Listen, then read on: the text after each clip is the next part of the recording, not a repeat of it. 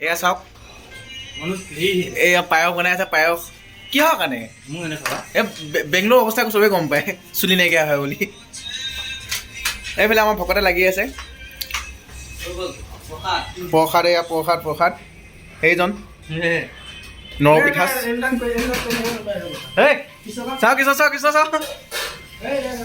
এইটো মানে কি জানো নাই এইটো নেশ্যনেল ভকেট হয় মানে মানে ষ্টেট বাই ষ্টেট হেৰি হয় ডিষ্ট্ৰিক্ট বাই ডিষ্ট্ৰিক্টৰ ভকত হয় এইবিলাক হাফ পেণ্ট পিন্ধিয়ে ভকত হয় এইবিলাক উপায় নাই কাৰণ চুইয়া নাই